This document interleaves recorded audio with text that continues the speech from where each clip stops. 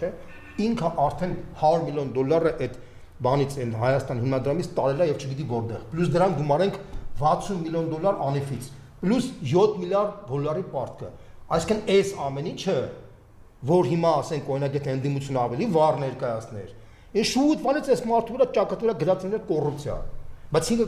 լավաուշ քան երբեք տարբերակով, քանի որ արդեն